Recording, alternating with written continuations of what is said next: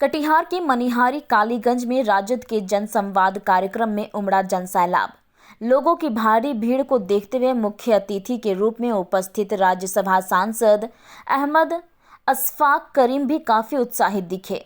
इस बीच उन्होंने राजद और जदयू में हुए कॉन्ट्रैक्ट का पोल खोलते हुए कहा कि 2025 में तेजस्वी जी मुख्यमंत्री बनेंगे, यह तय हो चुका है और मुख्यमंत्री नीतीश कुमार पहले ही खुद से इसका वादा कर चुके हैं।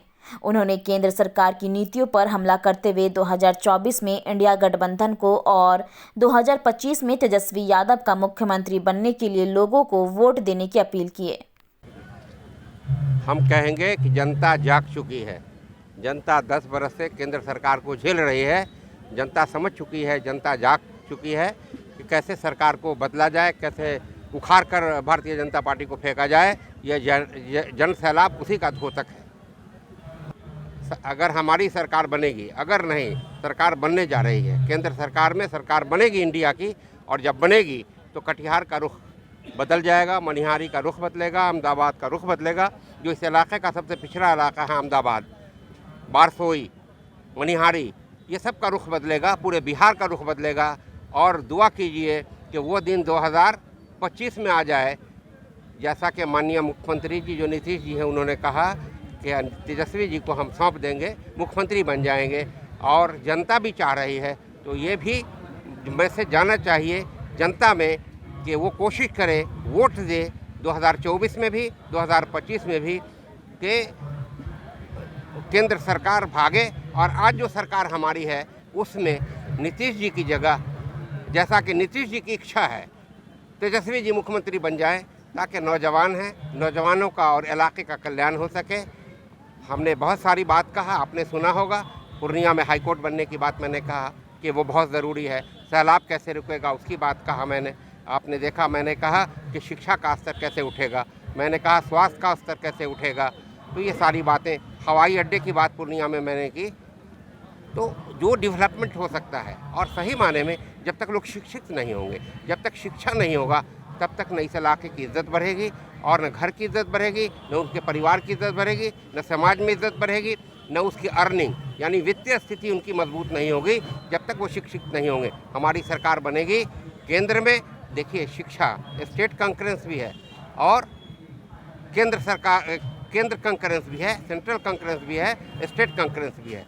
तो हम लोग छोटे तौर पर काम कर सकते हैं, लेकिन केंद्र को सेंट्रल यूनिवर्सिटी खोलना चाहिए था, जो आज तक इस इलाके में सीमांचल में नहीं खोल सका। अल करीम यूनिवर्सिटी हमने कोशिश से खोला और नीतीश जी ने वो यूनिवर्सिटी देने का काम किया। आज यूजीसी से रिकॉग्नाइज्ड यूनिवर्सिटी है। ये नीतीश जी की देन है। मैं उनको बहुत धन्यवाद देना चाहता हूँ कि इस इलाके के लिए उनकी ये सोच रही। दूसरा, रोज़गार का जो मामला है, रोज़गार की जो हालत है वो बहुत दयनीय है। इसको तेजस्वी जी ने आगे बढ़ाने का काम किया, काफ़ी लोगों को रोज़गार मिला। आपको याद होगा कि केंद्र सरकार के मुखिया ने कहा था कि हम इतना लाख, इतना करोड़ रोज़गार देंगे, जो बिल्कुल ज़ीरो पे आउट हो गए।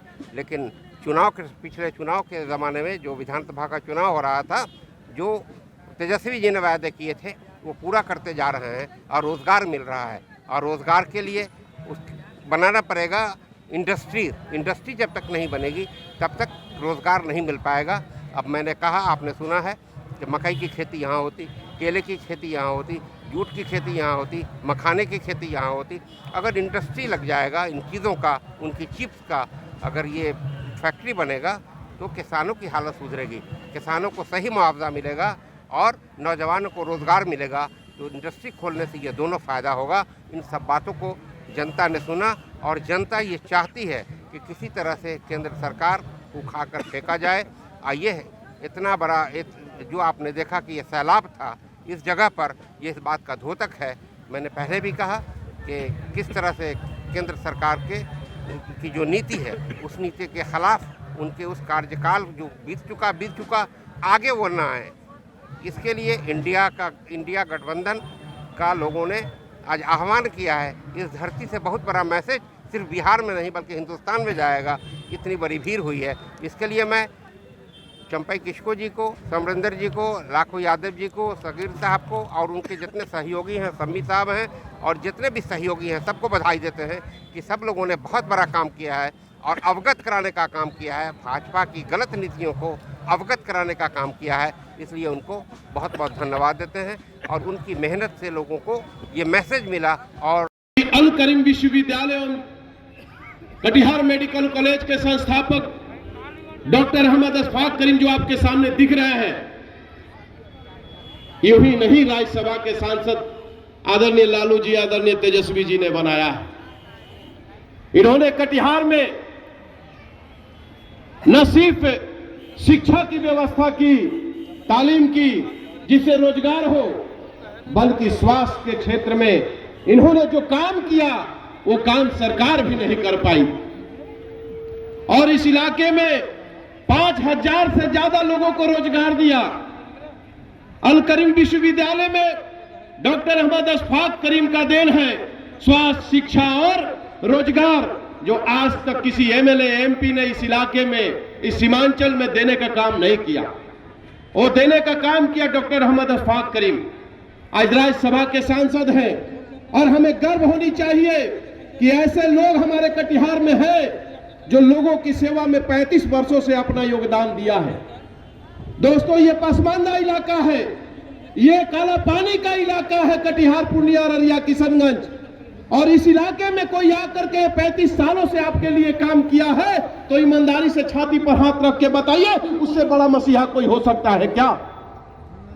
उससे इससे बड़ा कोई हो सकता है? सारे नेताओं ने लेने का काम किया, आज तक डॉक्टर अहमद अशफाक करीम आपसे लेने का काम नहीं किया। आज उस कॉलेज में फ्री में इलाज होता है और आधे से भी कम कीमतों में जांच होता है, जबकि एम्स में, आईजीआईएमएस में सरकार की संस्थाएं जहां चलती है वहां पूरा पैसा लेकर जांच होता है। 7 करोड़ रुपए का एमआरआई मशीन लगा है, सीटी स्कैन होता है, ब्रेन का इलाज होता है, हार्ट का इलाज होता है, बच्चे का इलाज होता है, बिगड़े से बिगड़े हुए केस का जो गायनी का मामला है उसका इलाज होता है जब बच्चा पैदा होता है। इस इलाके में जब मामला बिगड़ जाता है, जब डॉक्टर कहते हैं कि रेफर हम नहीं संभाल सकते हैं, तो वो कटिहार मेडिकल कॉलेज अहमद अशफाक करीम वहां संभालते हैं। मरती हुई